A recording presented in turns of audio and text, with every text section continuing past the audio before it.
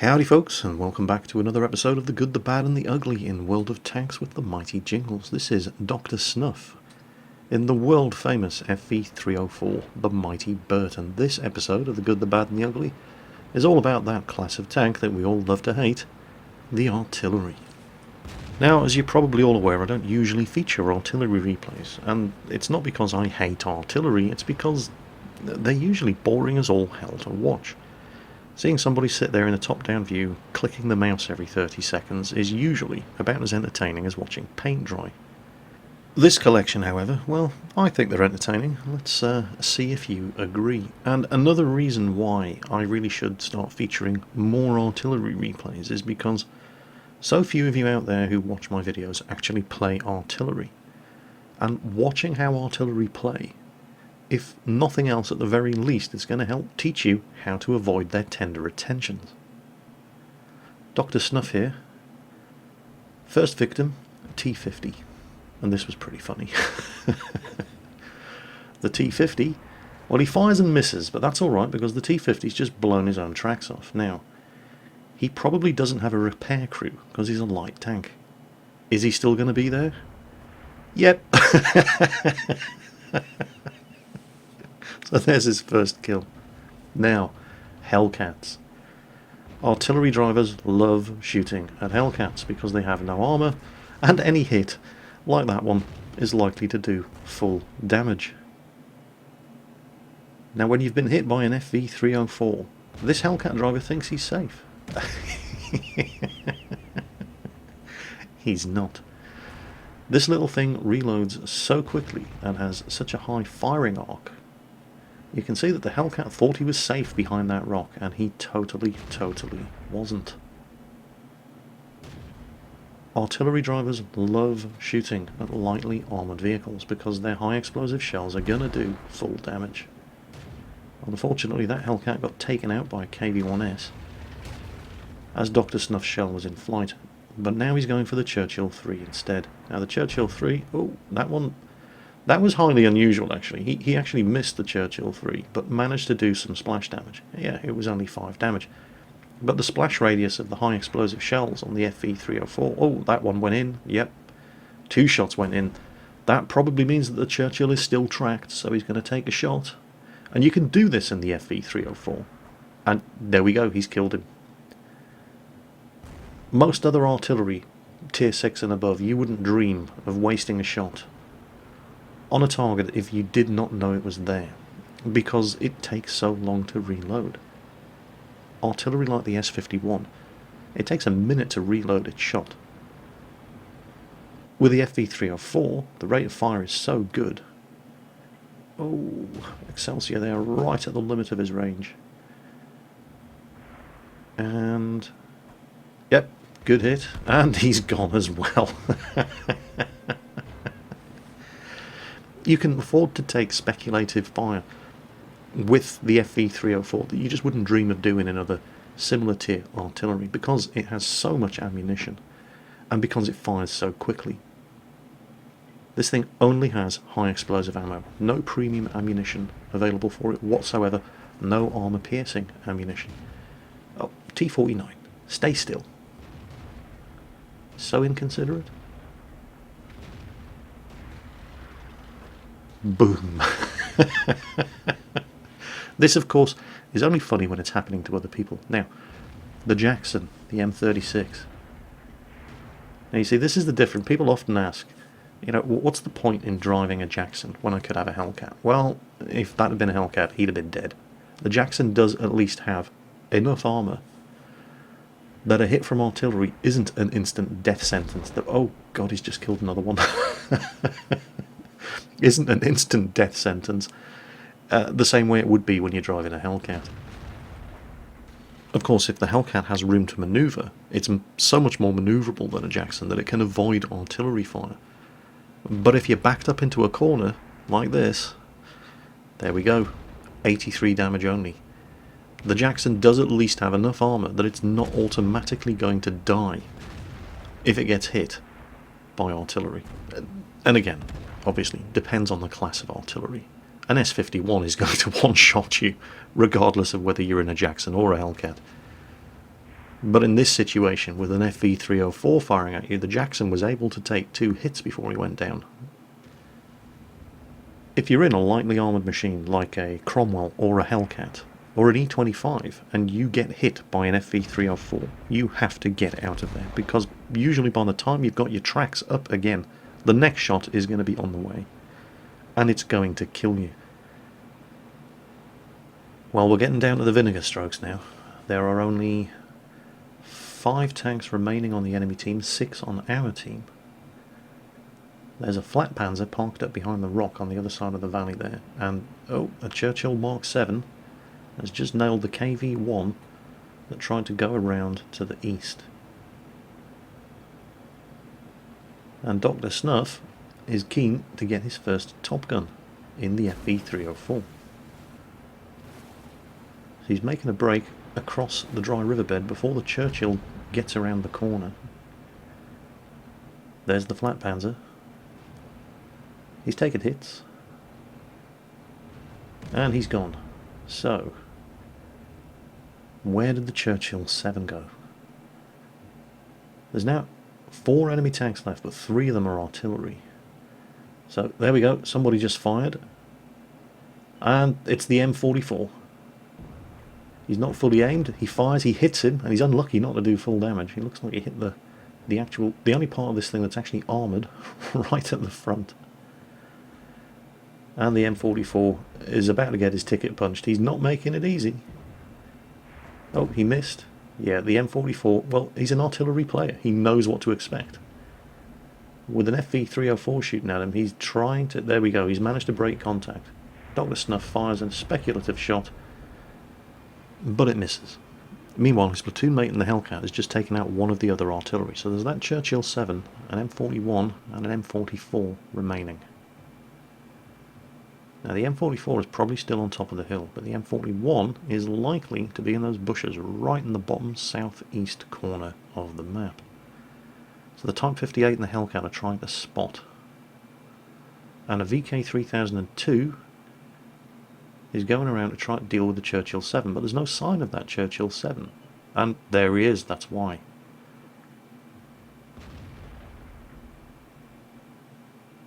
This was actually some decent teamwork.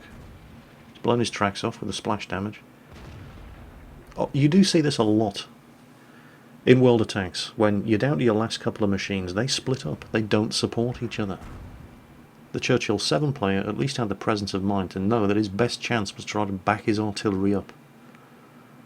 And he has the armour to at least be able to weather the fire of this very low health Type 58 and a very low health Hellcat.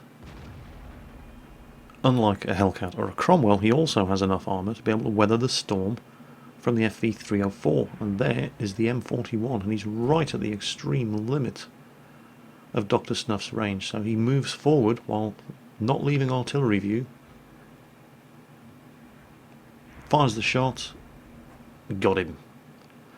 And credit where credit's due, all of the artillery players in this match went down swinging.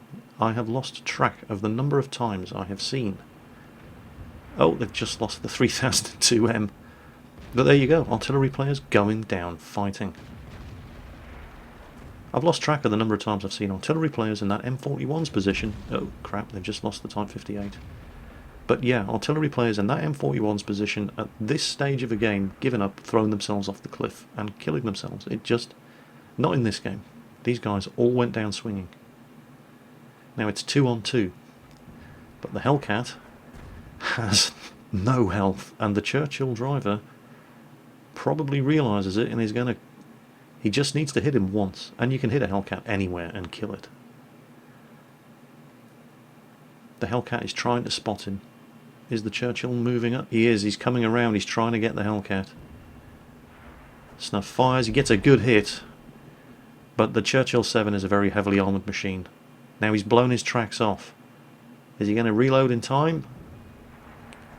Oh, wow. His shot went in, and it didn't do any damage, but it appeared to blow his tracks off again. Heavy tank, likely to have a repair crew. Is he still going to be there? Magic 8 Ball says yes. So now it's a one-on-one. Arty versus artillery, shotgun mode, engaged. Now this is likely to come down to whoever can shoot first. They can both one-shot each other, and the FV304 does have a much better aiming time than the M44. So, who's going to get lucky? He knows where the M44 was. It was on top of this hill. Is he still going to be there? Probably. I mean, there are bushes at the top of this hill where he can hide. Oh, Dr. Snuff is, yeah. Oh, did he come down? Is he hiding in the bushes at the back? Well, if he was, you'd probably know about it by now, because you'd be dead. So there he is. He backs up. Oh, he fired and missed. Now, come on, Bertie. You can do it. Goes to artillery view, lines up the shot. It misses. Now, we know that the FV304 reloads quickly, but can it reload quickly enough to get 2 shots off for every 1 fired by the M44? And the answer to that one is, you're damn right it can. Hoorah! So that was Dr. Snuff's first Top Gun in the FV304, and not just a Top Gun, there's a Gauls medal there. There's a Ace Tanker badge, not bad at all. 7 kills, 3,400 damage done, and easily came top on his team. And hopefully, for those of you who don't drive artillery, watching how he played this will give you some idea of how to survive against one of these little bastards, if you ever see them on the enemy team in a game of World of Tanks.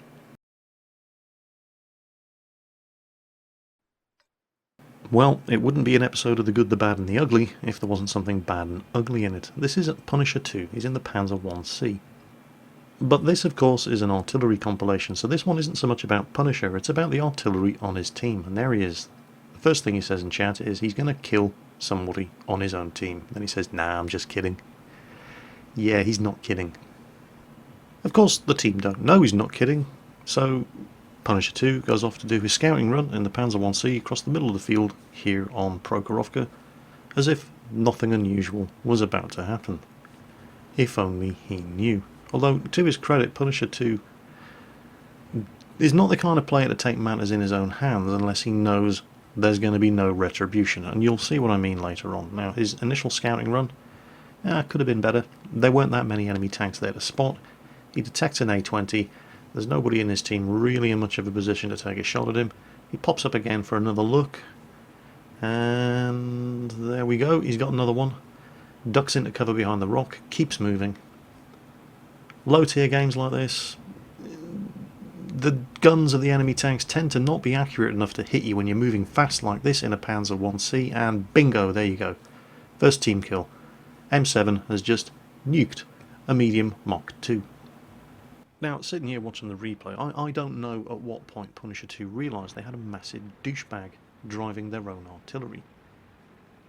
At the moment, he's doing a lot of active spotting here, and he's taking steps to avoid being hit by the enemy M7 Priest.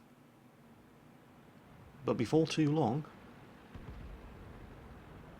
any second now, and bang, there we go. He's just nailed the FTAC. Now, at this point, pretty much anybody is going to have realised that they've got a massive scum-sucking douchebag driving their own artillery.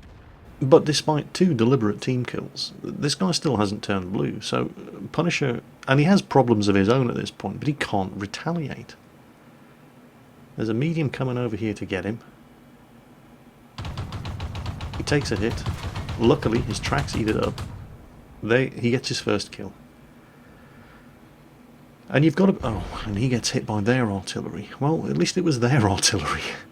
And you've got to be wondering at this point, you know, who's this cocksucker going for next? Because, of course, he has the advantage of knowing exactly where every tank on his team is, and he has the luxury of being able to go for the tanks that aren't moving. There's no doubt whatsoever what this guy's doing. I mean, he's laughing about it in chat. He's announcing who his next victim is going to be. Even the enemy team are commenting, holy shit, their artillery just went psycho. He's told the UE-57 he's going to kill him next. You can see him there on the map, driving right up to the UE-57. He's going to shotgun him, and there it is. There it is, UE-57 team killed. Imagine how fast this game would have been over. What a landslide victory this would have been if this douchebag had actually been playing the game. He is now responsible for 50% of the enemy team's kills. Punisher 2's team have done amazingly well to knock out 7 tanks, despite the fact that this is effectively a game of 14 versus 16, where one of the enemy team knows exactly where all of your tanks are and can hit them from anywhere on the map. He's finally turned blue, so Punisher is able to kill him without any retribution, but he's still laughing in chat. He hasn't been banned. He's actually got the balls to start asking the enemy team not to shoot him, so he can kill more of his own team. And some of the enemy players aren't above taking advantage of this either. There's a guy in a Cruiser 3 whose startling lack of situational awareness, which probably explains why he was one of the first ones killed. There he is. Don't kill their arty. Dude, he died 15 seconds ago. This is why you were one of the first members of your team to die. You have no idea what is going on around you.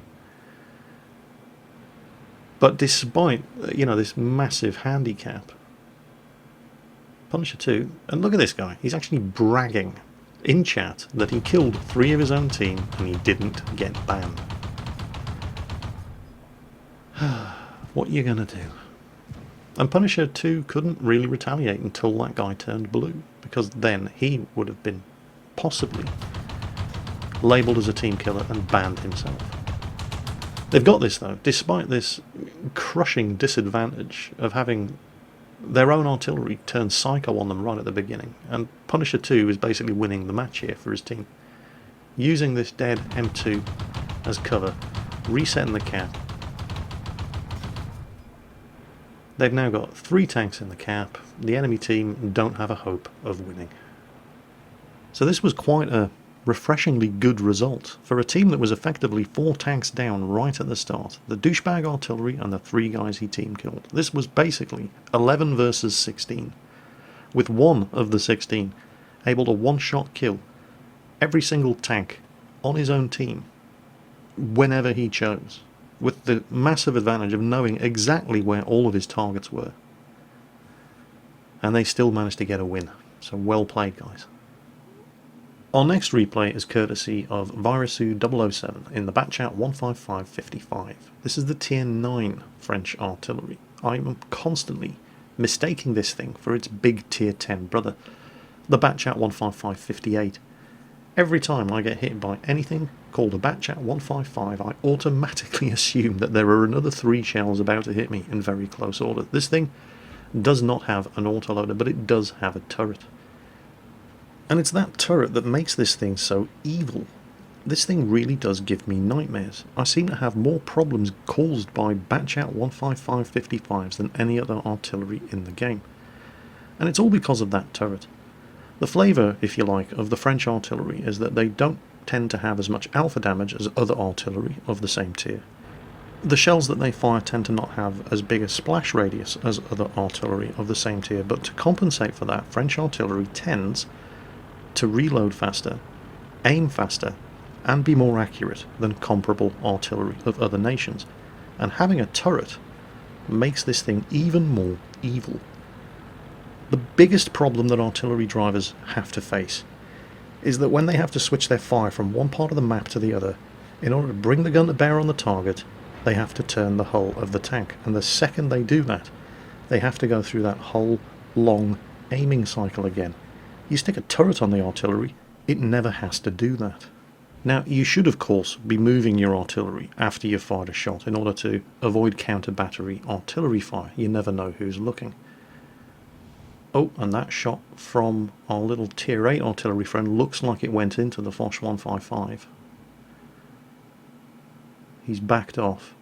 And there you can see, 1250 average damage. It's not bad. But you have to compare this against the other Tier 9 artillery.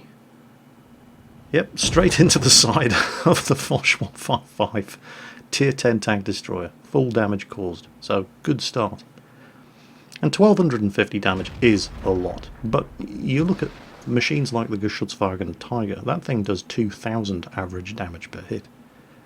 Right at the bottom end of the scale of the other Tier 9 artillery, you're looking at a minimum of 1750 average damage.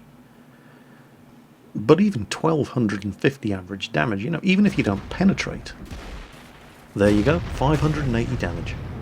in a non-penetrating hit on the side of the E50. He was actually unlucky not to penetrate. He has 95mm of penetration with his high explosive ammunition, but even though he didn't penetrate, I'll guarantee there's going to be dead crew, there's going to be knocked out modules, all sorts of good stuff.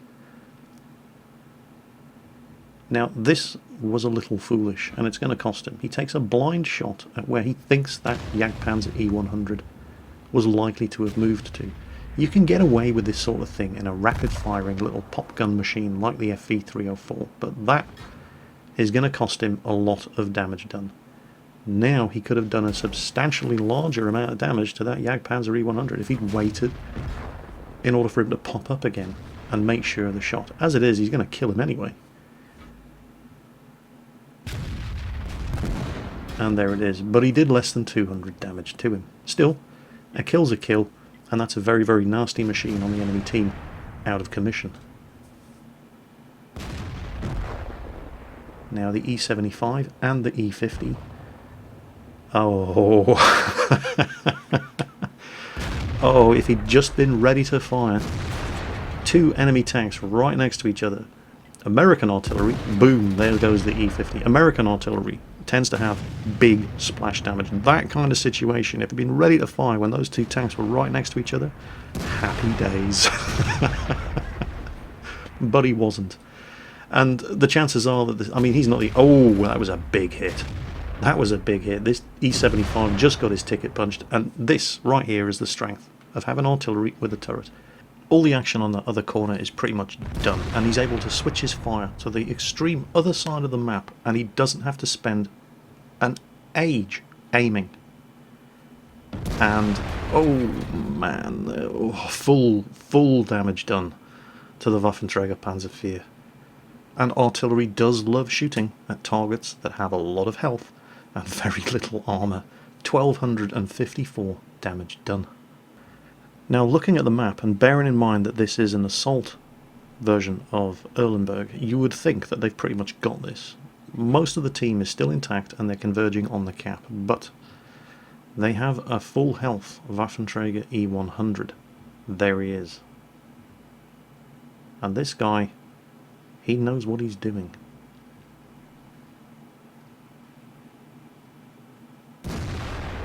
He has a very, very, very limited shot at him through those two buildings. The Death Star just fired and missed, and the Waffenträger punches the Death Star's ticket. So they've lost their 215B183.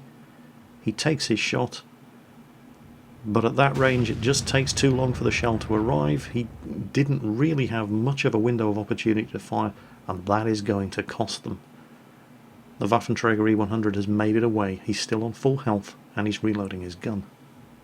Now, Virus does make another poor judgment call here. He's going for this E100. He disappears. He's not loaded yet. He's watching. He's watching. There. You can see the E100 is moving up the line of that fence. You can see that he's knocked the fence over. And he risks another blind shot. But he's waited far too long. And look what's happening further north. The Waffenträger now has an IS-7 up front to take shots for him. And he's reloaded. And he's moving in for the kill. The enemy Object 261 has just claimed the victim. The Object 432 is dead. We've got an IS-7 versus an IS-7 here. He could have killed this IS-7 if he hadn't wasted the shot on the E100.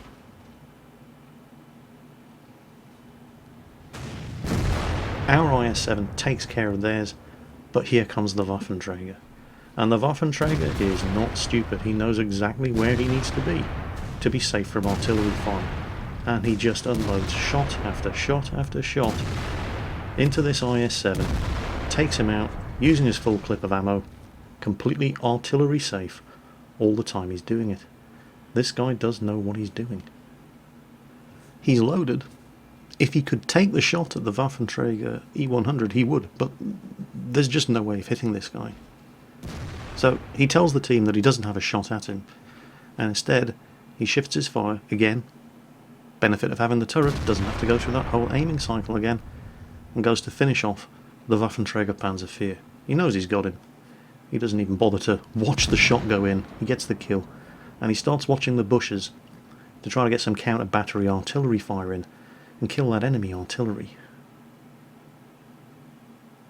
He's watching for the old tracer, which would indicate that the Object 261 has fired, but doesn't see anything, so he switches back down to where that E100 was last seen, and bang, there we go. The Waffenträger E100 has come around. The T110E4 puts a shot into him, gets an above average damage roll, but yeah, he's dead. And it looked like the 261 took a shot as well. A shell impacted the side of the building that the T110E4 was hiding behind. Virus does manage to finish off the Waffenträger E100, but too late to save the T110E4. Now we know where the E100 is, and the Jagdpanzer E100 makes short work of him. But there isn't an awful lot of time left on the clock. Remember, this is an assault match. They have to either cap or kill everybody on the enemy team.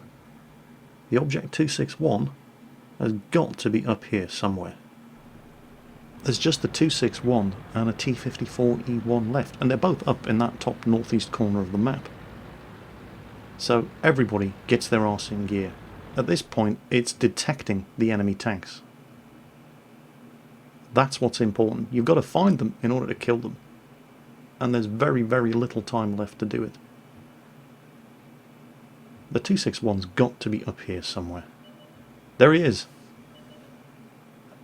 And he fires. And he's got him. Now they've just got to find it. There he is. And this T-54E1 has been useless. And it's all going to come down to how well this guy can just not die for the next 30 seconds. He only does 380 damage in the entire game. And he is the guy upon whom the hopes and dreams of the entire enemy team are now resting. They've spotted him again. He's fully aimed. He fires. The E50's coming charging in. He hits. Yes, he does some damage. The E50 just has to ram him, and he misses him. Oh my god, no. He puts a shot into him, and if the E50 had managed to ram him as well as hit him, this would have been a win. But the timer is up. To add insult to injury, the M40 manages to hit him. It doesn't kill him right after the timer had expired, but even if he had killed him, it wouldn't have mattered. The game was over. They'd lost. 6,000 damage done. High caliber. Ace tanker on a defeat.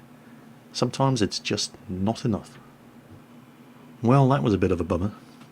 Final replay of this video. This is End User License Agreement in the Tier 9. Well, World of Tanks calls this the M53 M55, and the name of this machine, because it actually existed, it just depends entirely on who's using it. The US Army called it the M55, the US Marine Corps called it the M53. This thing did actually exist, but only a couple were manufactured, 30 in total. And it's an interesting design. It's basically an ass-backwards turret on the chassis of a modified M47 medium tank. It has an 8-inch gun that will do 1850 average damage with 102mm of penetration on its high explosive shells. It also has armor-piercing ammunition, and the armor-piercing ammo for this does less damage, around 1400, but has 241mm of penetration. Its premium ammunition is also high explosive. It has exactly the same characteristics as the regular high explosive, but bigger splash radius. Now, even though this is a Tier 9 machine, it's affectionately known as the Little Tier 10 artillery, and it's arguably far superior to the American Tier 10 artillery, the T-92. It's faster, it's more mobile, it's a smaller target. Thanks to the pseudo-turret, it has much better gun traverse, it's more accurate, it loads faster, it aims faster. The only thing that the T-92... Oh, that was a big hit. Okay, well, there's his first kill. Yeah, the only advantage that the T-92 has over this thing is better splash radius. And that's what the T-92 was always famous for, but in just about every other respect. The M55 is a better machine. And you will see a lot of clans in Clan Wars will use the M55 rather than the T-92 because it just has so many more advantages. Choice of two targets to go for here. Now you obviously want to get your money's worth out of the shot that you fire, so he's going to go for the M103 rather than the Comet. The Comet's got nearly no health left. There we go. Good hit, 803, didn't penetrate the armour. The Comet's dead anyway, wise choice. You'll notice that he always relocates after he fires, which is particularly important on a small map like mine, where there are a limited number of places that artillery can hide in. You always have to assume that somebody is going to be watching for that tracer to give away your position and is going to drop a 155mm care package right on top of your head. Is he going to reload in time to kill the M103? I guess we'll soon find out. And, well, he didn't kill him. Again, he didn't penetrate the armour, but that M103 has got to be hurting. There's pretty much just him and a T-34 holding off the onslaught of all the enemy heavy tanks coming through the northeast side of the map. They've got the hill. The team's actually in a commanding position here. There's the M103 again. But his attention has been diverted by what I think was a Tiger II. There he is. That's putting him right in the line of fire of the T-28 prototype, who hits him. He fires. That, well, it was a large amount of damage, but I don't think that was actually a direct hit. It looked like it hit the ground right underneath the lower glacis, and the splash went right through. But that's almost certainly going to have caused engine... Oh, the T-28 prototype finishes him off. The point is moot, and unfortunately the Jagdtiger comes around and nails the T-34. Now the T-28 prototype is putting a lot of fire into this Jagdtiger. Is he going to reload in time? No, probably not. Well, in fact, certainly not. But he knows which way the Jagdtiger's going. Now he just has to pray that the T-28 prototype can spot the Jagdtiger in order for him to get a shot at him. Of course, ideally one of the guys on the hill would come back and take a look over the other side and get shots into the back of the Jagdtiger and spot the Jagdtiger, but that would be hoping for too much, wouldn't it? You know, that would actually be the sensible thing to do. Oh, the Conqueror there.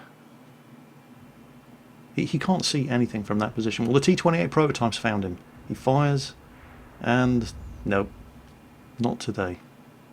I'd love to know what that Conqueror thinks he's doing, parked up in the corner of the rocks there. He can't see anything, he can't shoot at anything. He's in the perfect position to take shots in the back of the Jagdtiger, but nope, he's got other things on his mind. Oh, lovely, lovely shot from the T-25-2 on the island, fired right across the map and killed the Jagdtiger. Now, this ST-1 doesn't want to come around and face off against this IS, because he knows that there's an AMX-48 providing overwatch fire for this guy. He just killed the IS-6. End user license agreement fires, and this was highly unusual. Did you just see the shot actually hit the wreck of one of the tanks in front of the IS? And that's highly unusual for the M55, because its firing arc is the third best out of all of the Tier 9 and 10 artillery. It's very, very good at firing over obstacles. But the IS was on a reverse slope, which does make it more difficult to land an accurate shot. And the IS, you know, he's doing all right here. Watch this. Plants one right into the side of the STI. End user license agreement fires, hits 777 damage, not quite enough. The ST-1 is sitting there tracked, and bang. 2 hits received there from the Jagdpanther 2 and the AMX-48. The Foch has just arrived. The Conqueror headed over to the other side of the hill to try to spot the Foch as he went round through the village, but of course he didn't go that way. He turned around and back up the IS. Now the T-25-2 from his position on the island has managed to spot the AMX-48 as he broke cover and advanced, and there's the Jagdpanther 2 as well. The Conqueror's managed to kill the IS. Well, okay, good. End user launches one at the Jagdpanther 2, shot goes long, misses. And it's really good to see that the T-28 prototype has abandoned his position in the bushes at the back of the map on the hill, and he's actually going looking for targets. All too often you'll see guys in tank destroyers will camp that spot right next to the flag the entire game, just waiting for the enemy tanks to come to them. And at that point it's usually too late. They may end up getting a bunch of one-shot kills of low-health tanks, think that they've had a great game, and blame it all on their team, when in fact it's your own fault for just sitting in the same spot and not doing anything until it's far too late in the match. Unfortunately, they've lost the T-25-2. But the Conqueror, you know, the Conqueror wasn't doing too badly in this game. He's actually up to 5 kills now. And he's not a fully upgraded Conqueror. He's actually, as you can see here, puts a shot into the side of the Jagdpanther, 247 damage. He's using the 20-pounder gun. And again, you can see the rate of fire of the 20-pounder gun there. He doesn't have the 120mm L1A1. End user doesn't even wait to see where that shot goes. He knew that was going to be a hit. So he's nailed the Jagdpanther. Again, relocates. Not that he has to actually worry about enemy artillery, but it's just force of habit. And oh, the T28 prototype was very, very unlucky to run into both the Foch and the AMX-48. Both of them probably using, well, in the case of the Foch, definitely using, and in the case of the AMX-48, probably using the 120mm gun, which has enough penetration to get through the front of a T28 prototype and does 400 alpha damage. End user is getting perilously low on ammunition now, and the Conqueror, you know, these two guys have to work together, and the Conqueror is telling him, aim here on this corner, and that's exactly what he's doing. At this point, you don't want the Conqueror taking hits. He has over 1,000 health, but his side armour is around 50mm thick, and his frontal armour isn't that good either. He's got a good turret, but it's almost as if end user's spider sense is tingling. And he's thinking, yeah, we'd have seen these guys by now. They're trying to sneak around. The Conqueror's still watching the other corner. End user is keeping an eye open. He's looking for scenery being disturbed without actually shifting his point of aim. He's looking for indications that one or more of these tank destroyers is trying to sneak around. And it looks like the Conqueror's realised as well, and he's backing up to a more easily defensible position. Or at least that's what I assumed he was doing. He's actually going to have a look. He's realised that if he would have seen them by now, and there they are. He's proximity detecting them. Good boy. Well done. Oh, fantastic. There goes the 48. Just the Foch to worry about now. The Conqueror doesn't have to do anything other than stay as close to the edge of this hill as he possibly can. He has to stay within 50 metres of this Foch. The Foch knows it. The Foch is desperately trying to back up out of artillery line of fire. End user is desperately trying to... What's the Conqueror... Did he really just dive off the edge of the cliff and do 800 damage to himself right in front of a Foch's 120mm gun? I think he did. Oh my god. Oh, actually it was the Tiger that got him. That guy actually did so much damage to himself. He had over 1,000 health, and he did so much damage to himself that he was able to be one-shotted by a Tiger. Oh my god. Well, on the bright side, he at least found the Tiger. You've always got to be looking for the bright side. So, yeah, bit of a derp moment from the Conqueror driver there, and it was all going so well. All he had to do was just stay on the edge of the cliff and keep the Foch proximity detected. You know, they couldn't hit him up there. And now, of course, end-user license agreement is alone against a Foch and a Tiger 1. And the Tiger 1 is on full health. The Foch is a one-shot kill for him. Oh, crap. Here's the Foch. Now, the good news is that they can't get around him. He was obviously sitting, and there's the Tiger. The Tiger's moving through the cap circle. End user wanted to park here and wait for these guys to both try to cap, and then pop out, kill one of them, get back into cover, and hopefully reload in time to kill the other one. But that is just not going to happen. They're coming for him. The Foch isn't stupid. There's the Tiger. The Tiger's trying to get around. You can't do it in this position. You have to come around in front of his gun. He's going to get one shot. Can he make the most of it? The Tiger can afford to take a hit as long as he presents his strongest armour to the M55. The frontal armour of the Tiger will take the edge off this premium high explosive shot that end user has loaded. He's going to try to splash with that 8 metre splash radius. Oh dear. The Tiger actually gave him his side. And yeah, the Foch is a decent player.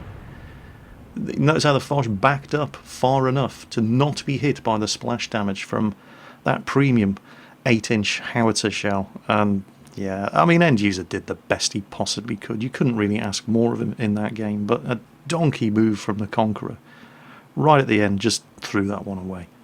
But it was amusing.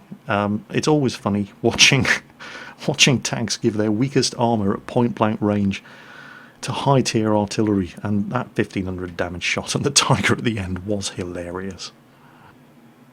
So that's it for this artillery special edition of The Good, the Bad and the Ugly, and it's a monster video today, 40 minutes long, but you guys deserve it. You've waited patiently while I was away in America, taking rides in Cobra helicopter gunships and stuffing my face on man-sized portions of fast food.